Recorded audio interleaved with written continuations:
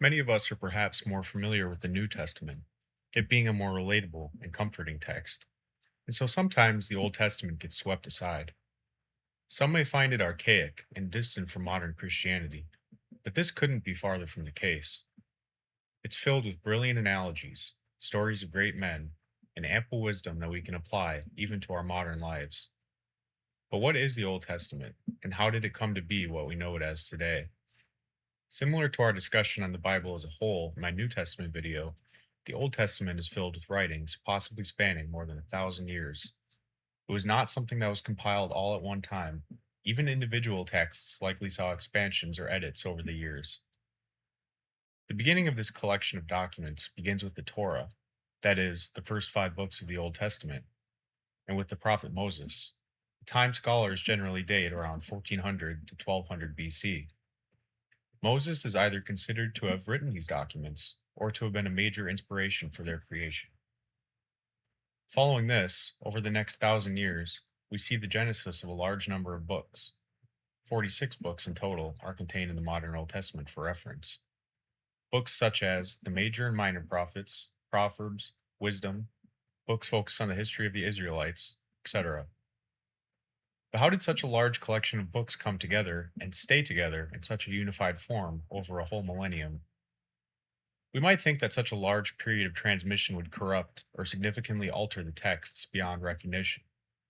However, our modern eyes might have to look into the ways of a world different from ours to understand it isn't quite as far fetched as it might have first seemed. Jewish culture at the time was primarily oral. A very small percent of the population was literate, and thus it made that form of communication illogical. Nowadays, we have history books that everyone can read, but back then, people were the history books. Important texts were quite literally memorized word for word and recited endlessly by public figures and students. In order to aid memorization, large parts of the Old Testament are actually written in Hebrew poetic structures, something that is lost in translation to English that we would have no clue is missing. There was also the concept of communal correction. When the entire society was forced to memorize a text word for word, it would be obvious to anyone if a section of the text were significantly altered, thus adding a level of preservation, especially since the texts were viewed as integral and sacred to their lives. As time passed and literacy grew, scribes eventually carefully copied and printed texts of these traditions. We see also further proof of the historical stability of these documents through discoveries such as the Dead Sea Scrolls in 1947, leading to a broad scholarly consensus that the works have been reliably transmitted over the ages, despite how old they really are. So, this question of reliability might have been legitimate for a while, and for some it might still be, but surprisingly, the majority of debates around the Old Testament only circle around 7 books out of the 46. This debate found its inception mainly in the rise of the Septuagint. With the Greeks and Romans becoming dominating forces in the Mediterranean, the world was beginning to change in ways that it would never come back from. Greek had become the dominant language of the Eastern Mediterranean, and therefore many Jews now spoke Greek, even better than Hebrew in many cases. Because of this, it was felt necessary that the scriptures be translated from Hebrew into Greek. 72 Jewish scholars were brought from Jerusalem into Alexandria and translated the Torah into Greek. Because of this number, we have the name Septuagint, coming from the Latin word for 70. This work to translate the Jewish scriptures continued possibly for 200 years, until eventually the Septuagint became the Greek speaking Bible for Jews. There are a few important things to note here. One is that there was not a unified canon at the time, so to speak, of Jewish scripture, like we see with our modern Bible.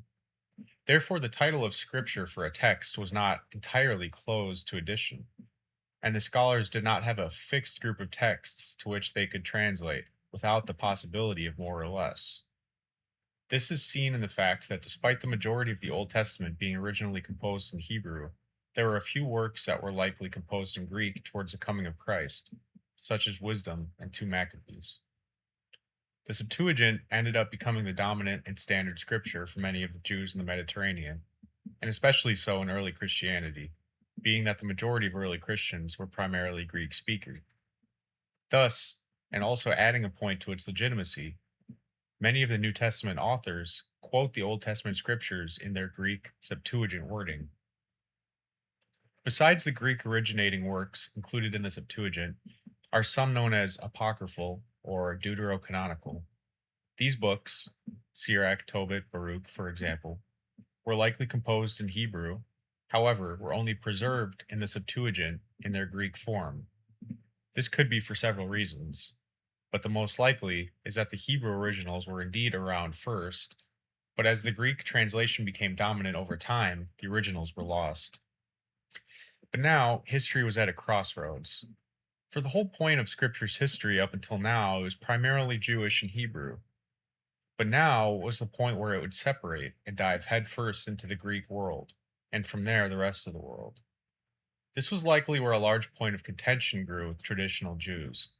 With the coming of Christ being seen as a fulfillment of the Old Testament scriptures, the Jews as a people could be seen as being cast aside, no longer as special as they once were.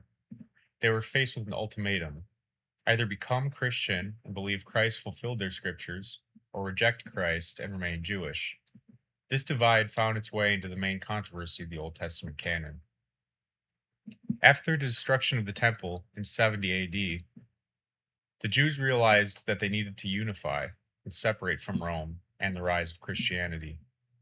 Thus began several rabbinic discussions, most famously the Council of Jamnia, in which Jewish scholars moved towards solidifying their version of a scriptural canon. And perhaps unsurprisingly, the Greek texts were all excluded, including both the deuterocanonical books and those originally written in Greek. The slight irony of this, however, is that the deuterocanonical books were likely Hebrew in origin, but were excluded mainly because the originals were lost, and the appeal of the Jewish councils were to scriptures preserved only in Hebrew. The three main reasons could be summed up as 1. The primacy of the Hebrew language, 2. Perceived prophetic authority, and 3. The struggle for religious identity. This makes sense from a Jewish perspective, and a Christian perspective, I suppose. But from the Christian perspective, it should be clear what was being done here. Christianity was new and different from Judaism. It had to be, and it had to adapt to a new world, one that spoke Greek, Latin, and eventually other languages. But apart from this, the writers of the New Testament and the large majority of the early Christian world used the Septuagint. This solidified especially over the years, as with Jerome's Latin Vulgate translation becoming the standard Bible, including everything rejected by the rabbinic Jews, such as the Deuterocanon and other Septuagint differences. The Latin Vulgate then became the standard Bible of Christendom for nearly 1,000 years, and by then, unofficially, the canon was set. Officially, however, it was a bit more complicated, as things often are. Funnily enough, even Jerome himself sympathized with removing the deuterocanonical books from Scripture and using the Hebrew canon, but decided to include them anyway because he recognized the Church's authority on the matter, who had decided that they were indeed Scripture and must be included. He remarks, "What sin have I committed if I follow the judgment of the churches?" Many early fathers, however, such as Augustine, supported the broader canon used in the Septuagint. If you watch my previous video in the New Testament, you will understand that this was a similar period of canon discernment that wasn't quite set in stone. And just like that video, this one ends the same.